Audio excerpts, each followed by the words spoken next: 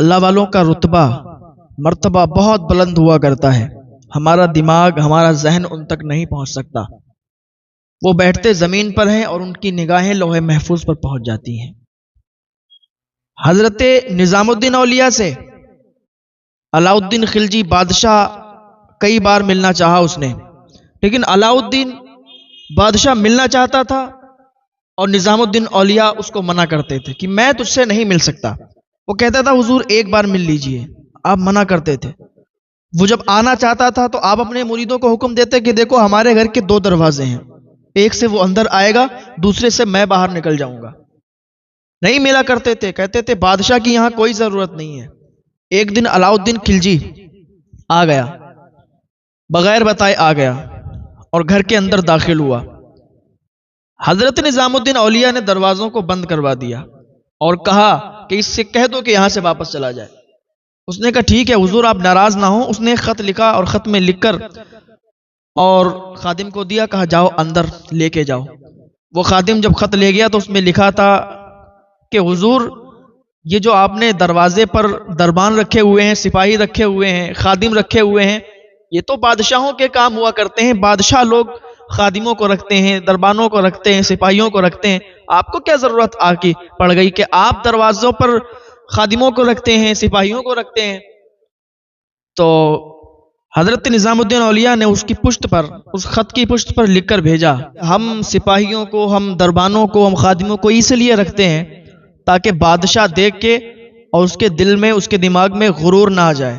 بادشاہ دیکھے تو اسے غرور اور گھمنڈ نہ پیدا ہو، وہ یہ نہ سمجھے کہ میں بہت بڑا ہوں، میں بہت اعلیٰ ہوں، میرے یہاں ہی سپاہی اور خادم خدام موجود ہیں اور کسی کے سپاہی خادم نہیں۔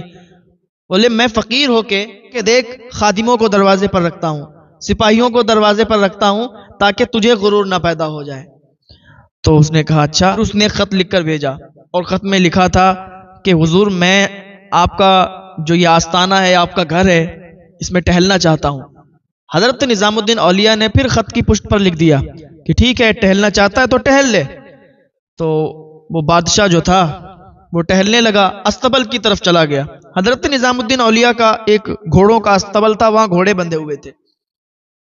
جب بادشاہ نے دیکھا کہ گھوڑے بندھے ہوئے ہیں، اندر گیا، کیا دیکھتا ہے کہ گھوڑوں کو جہاں باندھا ہوا ہے اور گھوڑوں کے گلے میں جو زنجیریں پڑی ہوئی ہیں وہ سونے کی زنجیریں ہیں، گھوڑے سونے کی زنجیروں میں بندھے ہوئے ہیں۔ تو اس نے پھر ایک خط لکھا اور کہا حضور یہ تو بادشاہوں کے یہاں ہوتا ہے کہ سونا بادشاہوں کے یہاں پہ ہوتا ہے، یہ بادشاہوں کی شان ہوا کرتی ہے، ان کے یہاں ہر چیز سونے کی ہوتی ہے اور ان کے یہاں سونے کی کمی نہیں ہوتی۔ آپ بزرگ ہو کر، آپ فقیر انسان ہو کے، آپ ولی ہو کے، اور آپ کے یہاں گھوڑے زنجیروں سے بندھے، وہ بھی سونے کی زنجیروں سے۔ حضرت نظام الدین اولیاء نے پھر خط کی پشت پر لکھ کر بھیجا، کہا تمہارے یہاں سونا شان ہے، تم سونے کو شان سمجھتے ہو، تمہارے ہر چیزیں سونے کی ہیں، ہم اپنے گھوڑوں کو بھی سونے کی زنجیروں میں باندھا کرتے ہیں کہ تاکہ ہمیں غرور اور گھمنڈ نہ پیدا ہو جائے، ہمارے اندر غرور اور گھمنڈ نہ آ جائے کہ ہم بہت بڑے ہیں۔ تو ہمارے یہاں گھوڑے بھی سونے کی زنجیروں میں باندھے ہوئے ہیں۔ تو اللہ والوں کی شان یہ ہوا کرتی ہے کہ ان کے یہاں کسی چیز کی کمی نہیں ہوتی ہے، ان کے دروازے پر اگر کوئی پہنچ جائے تو پھر خالی ہاتھ واپس نہیں جاتا ہے، یہ کچھ نہ کچھ ضرور عطا کرتے ہیں۔ دنیا تو یہ دیکھتی ہے کہ ان کے یہاں کچھ بھی نہیں ہے، دنیا یہ دیکھتی ہے کہ یہ فقیر ہیں، ان کے پاس کچھ بھی نہیں ہے، لیکن مانگنے والا کوئی خالی ان کے در سے جاتا نہیں ہے۔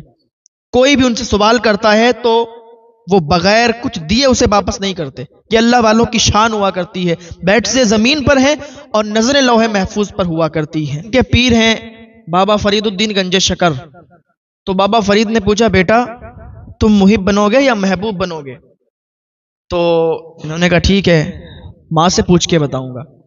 ماں کے پاس گئے تو ماں کے پاس جب جا رہے تھے پوچھنے کے لیے تو راستے میں ایک بابا، ایک فقیر بیٹھا ہوا تھا۔ تو اس نے روک کے کہا کہ بیٹا اسی سوال کا جواب لینے جا رہے ہو کہ محب بنو گے یا محبوب بنو گے؟ تو نظام الدین اولیاء نے کہا بابا آپ تو میرے دل کا حال جانتے ہیں، ابھی میرے پیر نے مجھ سے پوچھا، میرے پیر اور میرے علاوہ بھی تو کوئی نہیں جانتا ہے، تو آپ مجھے بتا دیجئے کہ میں محب بنوں یا محبوب بنوں؟ تو کہا بیٹا جا پہلے ماں سے پوچھ لے، ماں کے پاس جا رہا ہے تو ماں سے ہی پوچھ لے جا کے۔ کہا ٹھیک ہے بابا، اگر ماں نے مجھے بتا دیا تو ٹھیک ہے، نہیں بتایا تو کل یہیں پہ ملنا آپ۔ کہا ٹھیک ہے، اگر نہیں بتایا تو میں یہیں ملوں گا۔ ماں کے پاس حضرت نظام الدین اولیاء گئے، اور جانے کے بعد کہا ماں، میرے پیر نے بابا فرید الدین گنج شکر رضی اللہ تعالیٰ عنہ نے کہا ہے کہ محب بنو گے یا محبوب بنو گے؟ تو ماں تم ہی بتا دو میں کیا بنوں۔ ماں مجھے ایک راستے میں شخص ملا تھا، ایک فقیر، ایک بابا ملا تھا، میں اور میرے پیر کے علاوہ کوئی نہیں جانتا تھا۔ میں ماں تم سے پوچھنے کے لیے آ رہا تھا تو راستے میں انہوں نے مجھے روک لیا اور کہتے ہیں کہ یہی پوچھنے جا رہا ہو نا کہ محب بنو گے یا محبوب بنو گے؟ ماں انہوں نے تو میرے دل کا حال جان لیا۔ تو ماں نے کہا بیٹا تم جاؤ انہی سے پوچھ لو کہ محبوب بنے یا محب بنے۔ تو حضرت نظام الدین اولیاء نے کہا ٹھیک ہے ماں۔ ماں کی دعائیں لی، واپس آئے۔ اب اسی جگہ پر حضرت نظام الدین اولیاء پہنچے کہ ذرا پوچھیں کہ محبوب بنے یا محب بنے۔ جب اس جگہ پر پہنچے تو پھر وہ شخص، وہ فقیر، وہ بابا وہاں موجود نہیں۔ اب لوگوں سے معلوم کیا کہ یہاں پر ایک شخص، ایک بابا بیٹھا ہوا تھا جو لوگوں کے دلوں کی باتیں بتا دیتا ہے۔ تو وہ کہاں چلا گیا؟ لوگوں نے کہا اچھا اس بابا کی بات کرتے ہو، ارے وہ تو مر گیا اور اسے لوگوں نے اٹھا کے وہ دیکھو گندگی کے ڈھیر میں ڈال دیا ہے۔ تو حضرت نظام الدین اولیاء دوڑتے ہوئے ادھر گئے، دیکھا کہ وہ اس کا انتقال ہو گیا ہے اور گندگی کی ڈھیر پر پڑا ہے۔ حضرت نظام الدین اولیاء نے کہا کہ واہ بھائی، کل تو بڑی بڑی باتیں کرتے تھے کہ محب بنو گے یا محبوب بنو گے، ماں نے اگر نہیں بتایا تو ادھر ہی آ جانا، میں بتا دوں گا۔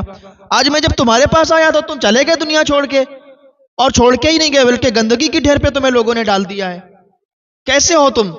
تم نے مجھ سے وعدہ کر لیا تھا اور وعدہ نبھائے بغیر آپ دنیا سے چلے گئے۔ آپ نے مجھے بتایا نہیں کہ میں کیا بنوں، اب میں کس سے جا کے پوچھوں گا؟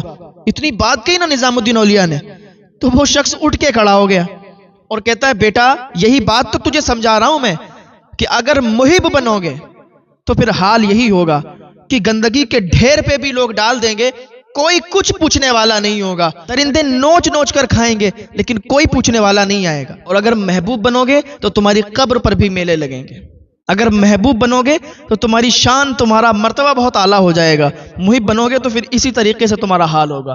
حضرت نظام الدین اولیاء ماں کے پاس جاتے ہیں، ماں پوچھتی ہے بیٹا کیا بنو گے، محبوب بنو گے یا محب بنو گے؟ اس نے کیا بتایا؟ تو حضرت نظام الدین اولیاء کہتے ہیں ماں مجھے محب نہیں بننا، میں تو محبوب بنوں گا۔ آج دیکھ لیں آپ، پوری دنیا حضرت نظام الدین اولیاء کو محبوب الہی کے نام سے جانتی اور پہچانتی ہے۔ دلی میں جن کا مزار ہے تو یہ اللہ والوں کی شان ہوا کرتی ہے۔ اللہ والے بیٹھتے زمین پر ہیں، ان کی نگاہیں لوح محفوظ پر ہوا کرتی ہیں، انسان کو دیکھ کر اس کی تقدیریں بدل دیا کرتے ہیں۔